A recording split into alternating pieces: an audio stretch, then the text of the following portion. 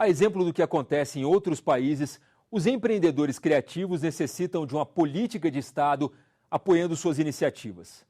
Neste bloco do Repórter Senado, alguns números que provam o sucesso da economia criativa na Grã-Bretanha. O Vale Cultura, que pretende alavancar o consumo de bens culturais, e a tentativa de democratizar o acesso ao cinema no Brasil. E o caso emblemático de uma chefe empresária que representa bem o espírito da economia criativa. Um nome que virou marca.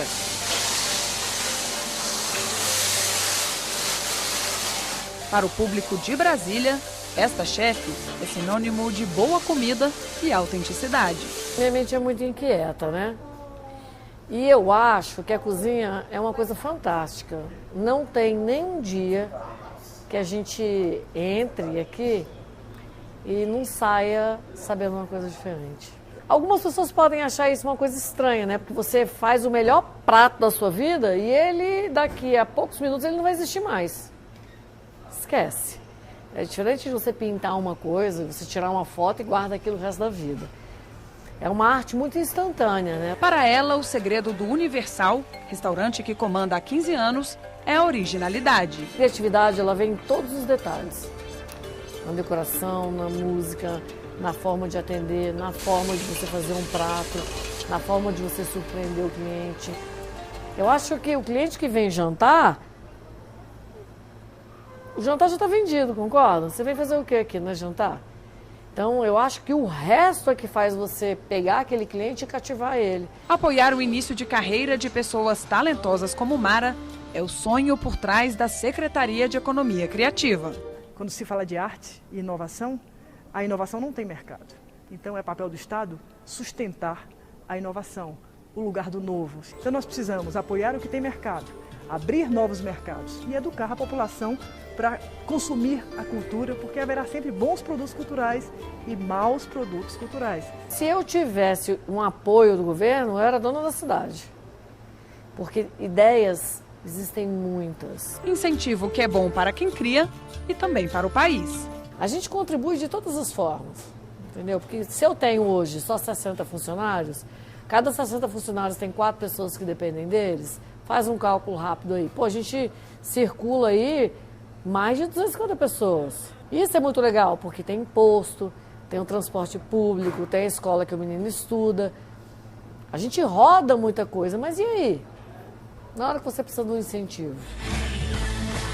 O Reino Unido, um dos maiores investidores do mundo em criatividade, sabe bem o quanto esse mercado é promissor. As indústrias criativas britânicas empregam 1,5 milhão de pessoas, respondem por 10% das exportações e geram 70 mil libras ou 212 mil reais por minuto. E o governo do Reino Unido acredita que elas podem render muito mais. A hora que nós tivermos condição de colocar no papel esses impactos diretos e indiretos, com certeza o Brasil olhará com muito mais atenção para as chamadas indústrias criativas. Mas para este pesquisador do IPEA, o país já conta com números de peso.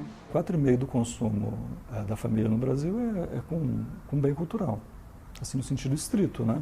Que são aqueles segmentos que a gente reputa como da cultura, desde a telecomunicação até a saída para teatro, por exemplo. Então, 4,5%, né, no Brasil. Em algumas regiões chega a 5%, 5,5% do consumo. Essa é apenas uma das metas do plano de trabalho da Secretaria de Economia Criativa. Só que para redefinir o papel da cultura no país e garantir que a diversidade cultural seja vista como recurso social, ativo econômico e cimento para uma nova economia, o caminho é longo. A gente, além dos dados, nós precisamos trabalhar a educação para a gestão, a educação para os setores criativos. Então, muitas das profissões hoje do século XXI nem existem, não são consideradas ocupações para o Ministério do Trabalho e Emprego. Então, nós começamos a ter novas formações, algumas livres, outras graduações, mas ainda não se fala nos cursos de economia e de economia criativa. Creio que o governo poderia propagar mais a ideia de divulgação, de mostrar que computação gráfica, que o mundo de games é uma profissão. E há o desafio do apoio financeiro. uma demanda de boa parte dos produtores criativos. Eu acho que, assim, precisa, de fato, terem políticas e terem linhas de financiamento voltados para pessoas que desenvolvem atividades dentro da economia criativa. Eu acho que essa facilidade de acesso ao crédito também, mas de uma maneira consciente, que tenha por trás esse apoio também, eu acho que é importante. Esse é um gargalo que precisa ser resolvido. Então, tem países desenvolvidos onde foram realizados estudos estatísticos que mostraram que o risco ao se emprestar dinheiro para o empreendedor criativo, ele é igual ou menor ao empreendedor da indústria tradicional.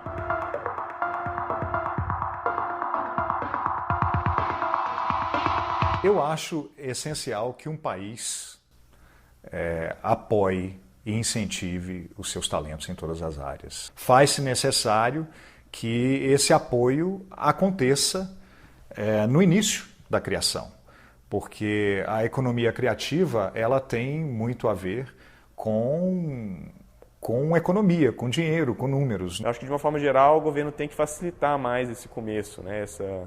Esse estabelecimento de investimento em coisas que são muito caras aqui dentro.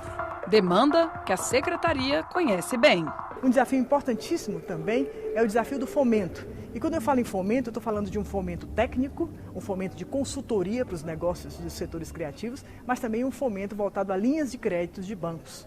E linhas creditícias são muito importantes, porque nós estamos falando de uma economia de micro e pequenos. Não estamos falando de uma economia das indústrias culturais ou das indústrias de comunicação. Estamos falando, portanto, dos pequenos. Se um produtor de bens e serviços relacionados à indústria criativa precisa de crédito, ao realizar o contato com uma instituição financeira, a análise de risco o colocará numa posição onde o custo do dinheiro provavelmente será um impeditivo para a profissionalização do seu empreendimento. O BNDES já conta com instrumentos de apoio a projetos ligados à cultura. Entre 2000 e 2008, foram investidos aproximadamente 300 milhões de reais no setor. Mas a aposta ainda é nos segmentos mais tradicionais. Temos também o desafio dos marcos legais. Para nós termos uma economia virtuosa, onde quem crie possa distribuir, quem distribui possa comercializar, quem comercializa faça chegar o produto ao seu mercado, à sua clientela, nós precisamos de leis que ajudem nisso. E aí nós temos grandes dificuldades. Dificuldades aduaneiras. Nós estamos aqui no belíssimo Museu da República, cercados de obras de arte.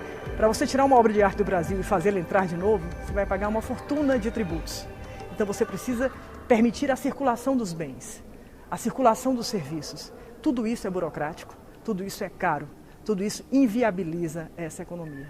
Então nós temos que trabalhar na desoneração tributária, em novos marcos trabalhistas, marcos previdenciários, outra visão do trabalho, marcos civis, marcos da internet, marcos relativos às comunicações, afinal de contas, os setores das comunicações, TV, rádio, tudo isso é economia criativa. A meu ver, nós precisamos sair da esfera da discussão, das categorizações, das classificações e partir para planos de ação.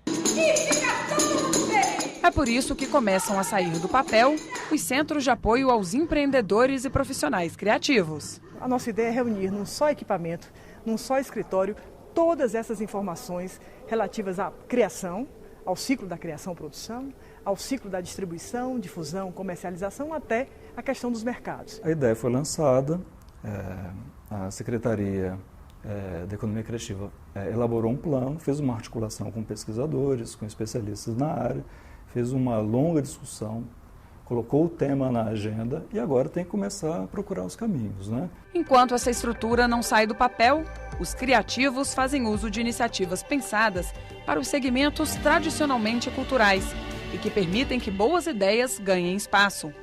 É o exemplo da Lei Rouanet, que agora passa por mudanças. Seu ponto de maior destaque é a política de incentivos fiscais, que permite às empresas e aos cidadãos aplicar uma parte do imposto de renda devido em ações de cultura. Em 2008, os recursos arrecadados dessa forma passaram de R$1 bilhão. Nós temos uma lei muito importante, que é a Lei Rouanet. Ela tem um papel fundamental, ela foi muito importante historicamente na construção, não é, do apoio necessário a projetos de cultura. Mas nós não podemos ter um país onde a Lei Rouanet seja hegemônica enquanto política de financiamento. Nós precisamos de outras alternativas de financiamento, né? E é por isso que nós não podemos admitir que os projetos culturais do Brasil sejam decididos por departamentos de marketing de bancos ou de grandes empresas. Nós precisamos de políticas públicas e aí há um papel de um financiamento que não é o da Lei Rouanet. Principalmente com a revitalização agora em processo da Lei Rouanet, a gente vai pensar também num processo de descentralização e democratização ao acesso a esses recursos. O que também é muito importante, a partir também da ampliação das áreas trabalhadas pelo Ministério da Cultura para também as áreas criativas. Uma das críticas à lei são as distorções que provocam a concentração regional do financiamento. Mas há quem defenda que o apoio aos grandes também tem um lado positivo. A gente tem grandes eventos que articulam muitos pequenos produtores. Um grande evento envolve as várias áreas, né? Compra e venda de equipamentos, tecidos, confecção de roupa, envolve um monte de coisa, alimentos. Se você tem um grande que permite que o menor se aproxime dele, aí ele consegue desenvolver toda uma cadeia. Agora, se você é grande e você não permite que ninguém se aproxime de você, que você detenha um conhecimento só, aí isso precisa ser pensado. Um exemplo mais recente de apoio à cultura é o programa Cinema Perto de Você. Em vigor desde 2012, a iniciativa quer ampliar, diversificar e descentralizar o mercado de salas de exibição de filmes no país. Em breve, num cinema perto de você. O slogan foi durante muito tempo a marca de uma atividade conhecida pelos preços acessíveis e pela proximidade do espectador. Mas a urbanização acelerada, a falta de investimentos e as mudanças tecnológicas alteraram esse cenário. O Brasil, que na década de 70 contava com 3.300 salas, hoje possui apenas 2/3 desse total. O mais grave é que 90% dos municípios brasileiros não têm sequer um único cinema. Com o programa, ganha o espectador e ganha também o cinema nacional, que vai ter prioridade de exibição. As produções nacionais também são protagonistas nas TVs pagas. Pelo menos 1 a cada 3 canais de filmes, documentários, séries, novelas ou programas de variedades deve ser brasileiro. Os conteúdos nacionais também têm espaço garantido no horário nobre das TVs por assinatura. 3 horas e meia por semana, metade da cota de autoria de produtoras independentes. Mas a iniciativa que tem dado o que falar é o Vale Cultura. São R$ 50 para gastar com shows, cinema, teatro, livros, revistas. O benefício vale para os trabalhadores com carteira assinada, que ganham até 5 salários mínimos. A expectativa do Ministério da Cultura é que 337 mil empresas adotem o Vale Cultura, beneficiando quase 19 milhões de trabalhadores, principalmente das classes C, D e E. O cinema tem que ter uma prioridade nesse Vale Cultura. Então, nós temos nas campanhas que nós fizemos de televisão e tudo, que o Ministério vai entrar firme na campanha, principalmente dos cinemas que não são em shopping, que estão fechando, em cidades médias. É muito importante que nós possamos desenvolver, e é papel da Secretaria, um grande mercado interno no Brasil e um mercado regional. Nós temos que pensar em exportação, para que não somente os chineses sejam os grandes exportadores de bens criativos do mundo, mas temos que criar mercados regionais para os nossos produtos. Vale Cultura, ele, como instrumento principal, ele vai conseguir, primeiro, fora a questão da pesquisa, que é um pouco a minha área, de a gente ter dados mais confiáveis sobre a questão realmente do consumo cultural do brasileiro, que até então a gente tem recortes de pesquisas que de IBGE e IPF desenvolvem, e também a gente procurar exatamente trabalhar a política pública da cultura, tão logicamente, na sua última instância, que é a sociedade civil. E para estimular e integrar as políticas públicas culturais, foi criado o Sistema Nacional de Cultura, em vigor desde o fim de 2012. Nós temos que estar integrados, porque não é possível que todos façam tudo. Nós precisamos dividir competências, equiparar e distribuir recursos, a integração de fundos nacional, estaduais, municipais, de conselhos nacional, estaduais e municipais, né? Uma visão integrada de políticas que se complementam é fundamental.